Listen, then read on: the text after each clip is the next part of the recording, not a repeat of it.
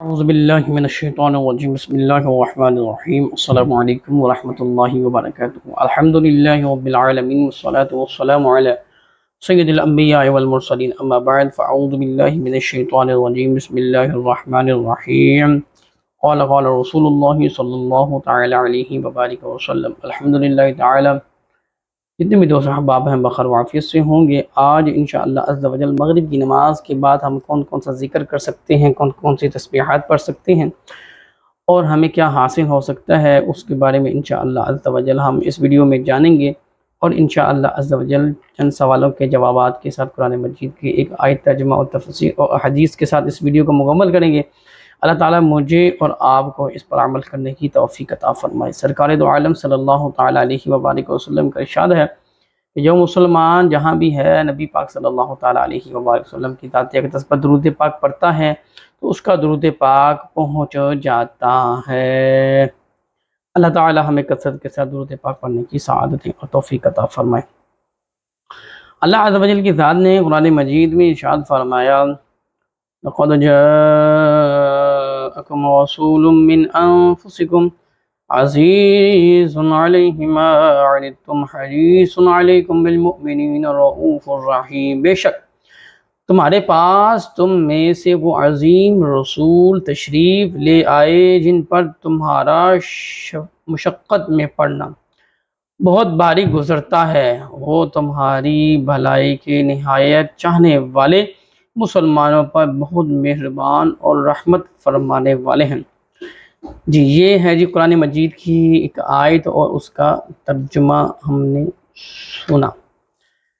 تو وہ دوست ذرا توجہ فرما لیں جو کہتے ہیں جی ہم دنیا میں موجود ہیں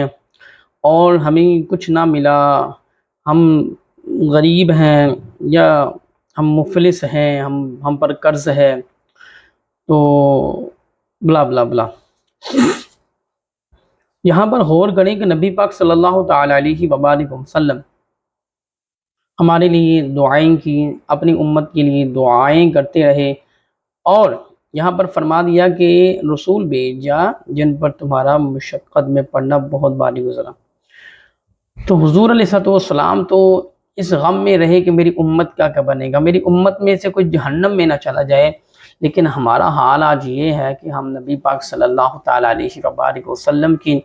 حالات زندگی کیا، ہم تو سنت کے اوپر عمل کرنے سے بھی گئے، پھر ہم کہتے ہیں جی برکت نہیں ہے، جی خیر نہیں ہے، جی پریشانیاں ہیں، جی رزق میں وسعت نہیں ہے، فیصلے ہمارے اپنے ہوتے ہیں، اور اس کے بعد ہم اپنی تقدیر کے اوپر افسوس کر رہے ہوتے ہیں کہ کاش یوں ہو جاتا، میں یوں کر لیتا۔ حضور آئے اس کے بارے میں سنتے ہیں، آمنت باللہ وملائکتہ وکتبہ ورسلہ والیوم الآخر والقدر خیرہ وشرہ من اللہ تعالی والبعث والموت۔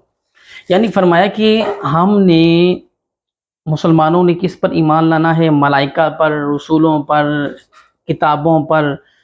فرشتوں پر، یہاں تک کہ ہر اچھی اور بری تقدیر اللہ ہی کی طرف سے ہے۔ تو پھر انسان یہ کیوں کہہ سکتا ہے کہ آیا ہم یوں کر لیتے تو یوں ہو جاتا، یوں کر لیتے تو یوں ہو جاتا۔ تو تمام دوست احباب سے یہ گزارش ہے کہ اس بات پر ذرا غور کیا کریں، ہر بری اور اچھی تقدیر اللہ کی طرف سے ہے، لیکن فیصلہ کرنے سے پہلے ایک سنت ہے، وہ ہے مشورہ کرنا۔ اور دوسرا یہ ہے کہ ایک مسلمان جب دوسرے مسلمان کو دھوکہ دینے کے بارے میں سوچ لیتا ہے، دغا کرنے کے بارے میں سوچ لیتا ہے، اور یہاں تک کہ حلال کو حلال نہیں جانتا، حرام کو حرام نہیں سمجھتا،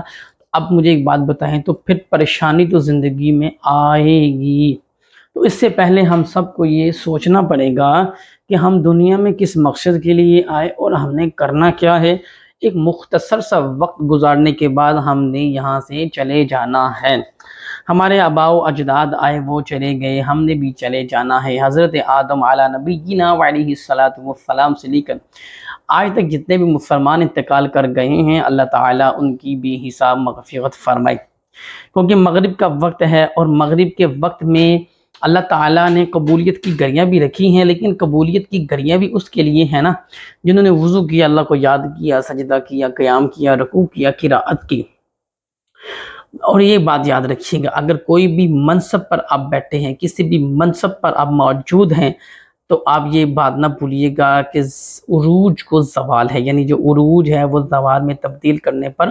قادر ہے، وہ ذات اللہ عز و جل کی ہے۔ اس لیے اپنی طاقت کے اوپر اتنا مان نہ رکھیں، کیونکہ ایک بندہ کمزور ہے،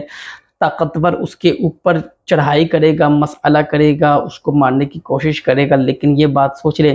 کہ اس سے بھی طاقتور اللہ عز و جل کی ذات ہے۔ تو اس لیے درمیانہ روی اختیار کرتے ہوئے زندگی کو گزاریں اور جھکنا سیکھیں۔ عاجزی اللہ عز و جل کو پسند ہے، تکبر اللہ تعالیٰ کی ذات کو پسند نہیں۔ مغرب کی نماز کے بعد آپ ایک تسبیح پڑھ لیں، وہ تسبیح فاطمہ ہے،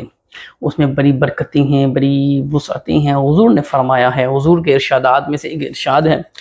اب اس کے علاوہ آپ اگر اپنی رزق میں وسعت چاہتے ہیں تو تبارک الذی بیدہ الملک وہو علی کل شیء قدیر پارہ نمبر 29 میں اپنی برکتیں لٹا رہی ہے۔ اس کو سورہ ملک بھی کہا جاتا ہے، بادشاہ بھی کہا جاتا ہے۔ تو انشاءاللہ عز و جل اللہ تعالیٰ آپ کو بادشاہ بنا دے گا اگر آپ اس سورت کو روزانہ جب تک آپ کی آخری سانس موجود ہے تب تک پڑھتے رہیں بعد نماز مغرب۔ اس کے علاوہ آپ چاہتے ہیں کہ آپ کی زندگی میں اور برکتیں آئیں اور وسعتیں آئیں تو سورہ واقعہ، اذا وقعت الواقعہ لیس لوقعتها کاذبۃ خافضۃ رافعہ اذا رجت الارض رجا وبست الجبال بسا فکانت هباء منبثا، پارہ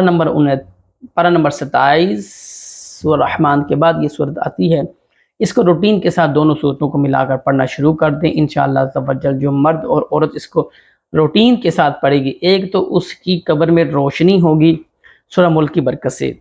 رزق میں تنگی نہیں ہوگی، سورہ واقعہ پڑھنے سے وہ کبھی کسی کا محتاج نہیں ہوگا۔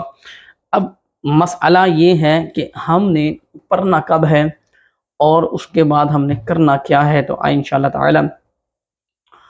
قرآن مجید کی آیات کو ہم پڑھتے ہیں اور اس کے بعد انشاءاللہ تعالی اپنی ویڈیو کے اختتام کی طرف چلتی ہیں۔ سورہ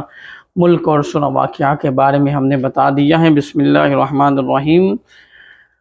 اللہ عز و جل کی ذات نے فرمایا کہ وہ اپنے ماں باپ سے اچھا سلوک کرنے والا تھا اور وہ متکبر نافرمان نہیں تھا۔ یعنی یہاں پر یہ فرمایا کہ اس آیت میں حضرت یحییٰ علیہ السلام کی مزید 3 تفصیلات بیان کی گئی ہیں۔ آپ علیہ السلام ماں باپ کے فرمانبردار اور ان سے اچھا سلوک کرنے والے تھے، کیونکہ اللہ عز و جل کی عبادت کے بعد والدین کی خدمت سے بڑھ کر کوئی اطاعت نہیں، اور اس پر اللہ تعالیٰ کا یہ قول دلالت کرتا ہے۔ یعنی وہ دوست احباب جو اپنی دوستوں یا اپنے کوئی بھی ایکٹیویٹیز کے باوجود کرنے کے اپنے ماں باپ کو وقت نہیں دیتے، یہاں وہ بوڑھے ہو جاتے ہیں،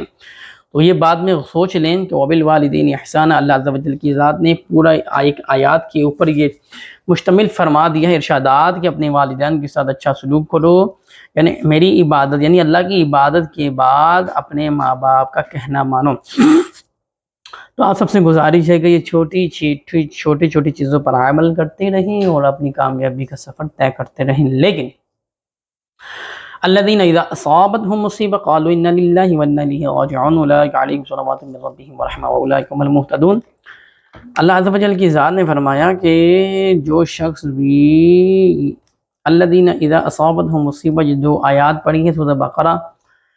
پارہ نمبر 2، جو شخص بھی اس کو روزانہ ایک تسبیح پڑھ لے اس کی، الذین اذا اصابتهم مصیبۃ قالوا انا للہ وانا الیہ راجعون، اس کی ایک تسبیح پڑھ لے تو اس کو کفایت کر جائے گی، یعنی اس کو ہر مصیبت آزمائی سے بچا لے گی۔ اب تمام عمل میں نے آپ کو بتا دی ہیں، مغرب کی نماز کے بعد شروع ہو جائیں، کرنے فیڈ بیک ضرور دیا کریں، لائک شیئر سبسکرائب کرنے کے بعد بیل آئیکن کو ضرور پریس کریں، ہر آنے والی نوٹیفیکیشن بآسانی آپ تک پہنچ جائے۔ اللہ عز و جل کی ذات مجھے اور آپ کو اس پر عمل کرنے کی توفیق عطا فرمائے، اپنی آخرت کی طرف توجہ کرنے کی سعادتیں اور توفیق عطا فرمائے، اور جن کے والدین حیات ہیں لمبی زندگی، اور جو فوت ہو چکے اللہ تعالیٰ کی مغفرت فرمائے، ہم سب کو سچی توبہ کی توفیق عطا فرمائے، اور ان نوجوانوں کو بھی اللہ تعالیٰ عزت کے ساتھ لمبی زندگی عطا فرمائے کہ جو بے شک اللہ اور اس کے رسول کی اطاعت کرتے ہوئے زندگی گزار رہے ہیں اور اپنے والدین کا کہنا مانتے ہیں۔ وما علینا الا البلاغ المبین۔